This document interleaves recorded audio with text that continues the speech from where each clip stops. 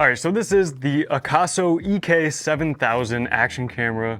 So this is a 4K 30 frame per second waterproof action camera. It has image stabilization, time-lapse, 20 megapixel photos. And if you put it on the back, it actually looks like it comes with a bunch of stuff. So it comes with the action camera, waterproof case, a wireless remote control, battery charger, battery, mount, helmet mount, clip 2, handlebar mount, tether, bandage, USB cable, protective back door, and a quick start guide. And the best part is this one comes in at $52.99. So let's pull up this Amazon listing. All right, so $52.99. This does 4K 30 frames per second, supposedly, 20 megapixel action camera, Ultra HD, underwater, 131 feet waterproof. Now we're definitely gonna take this out. I don't think I can go 131 feet, but we're gonna take this out and actually test the waterproofness, because I feel like that's one of the big things of this. You know, you might wanna just get this as like a fun camera to take with you swimming or something like that. So I'll definitely be testing that out. And it looks like 170-degree wide angle, so ultra wide lens,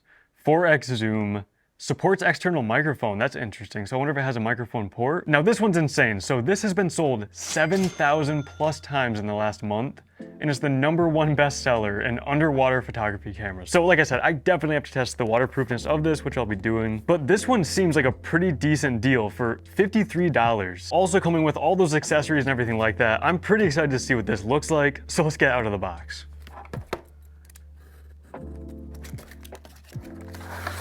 All right, so it's packaged just like GoPros, or at least the old GoPros I used to buy were packaged pretty much just like this. They kind of have this plate on the top here. All right, so then everything else comes right back in this box here. So yeah, it looks like we got a back case right here. Comes with 2 batteries. Frame cage right here has a 1/4-20 mount on it, which is nice to see. This is, oh, the battery charger. So it charges 2 batteries at once through USB-C. So again, that's pretty solid. We got a tether right here. I don't know, a couple straps. Yeah, a bunch of mounts. So yeah, just a bunch of mounts.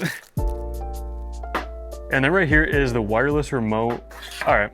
Oh, I forgot about the camera. And so here's the camera right here. Now, this thing weighs barely anything. This is extremely light for what it is, to be honest, which again is pretty much expected with these low quality cameras.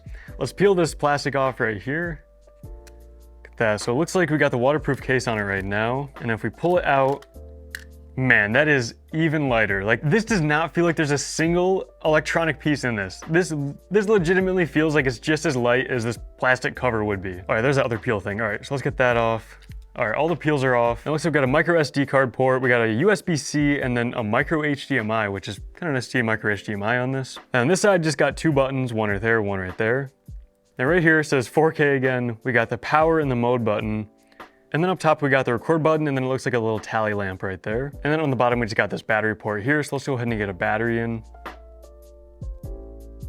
And then let's try to power this thing up.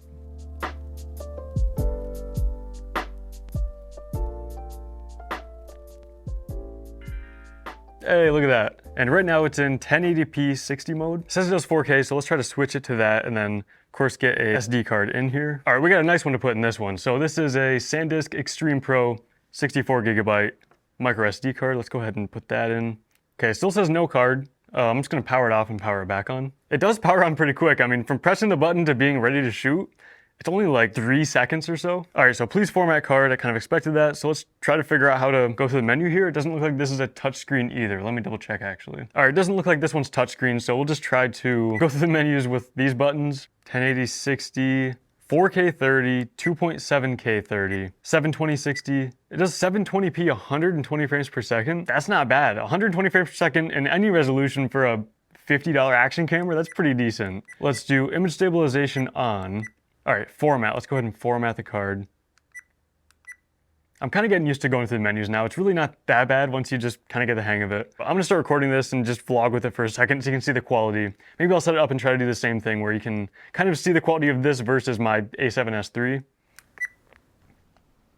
All right, here we go. I'm recording, and hopefully you can see me and hear me right now. This is what the audio sounds like on this camera versus, you know, obviously my lavalier microphone on my regular camera. And then the stabilization is on, so maybe you can see it kind of stabilizing a little bit. I'm gonna get up and walk around. I'm kind of moving around quite a bit, so this will be a test of the stabilization.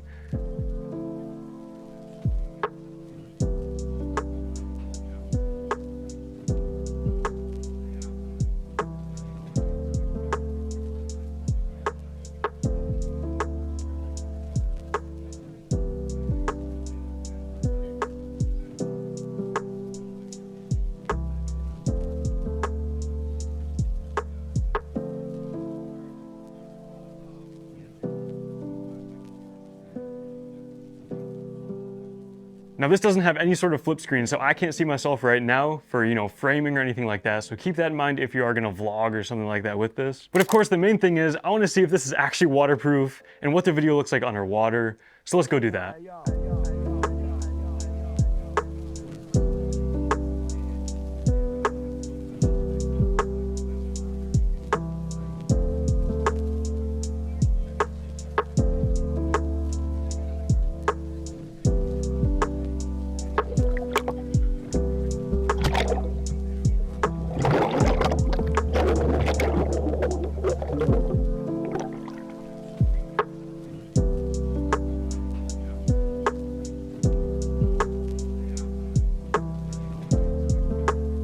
Okay, so I just ran a battery test and pretty much recorded with this camera from a full battery all the way until it died. And this is a couple days to a week after taking it underwater in a pool. And as far as I knew, it was fully dry and everything like that. But after that test, the camera itself is really warm. And you can see there's a ton of condensation inside of this case right now. All over in these corners, this is all condensation on the lens as well.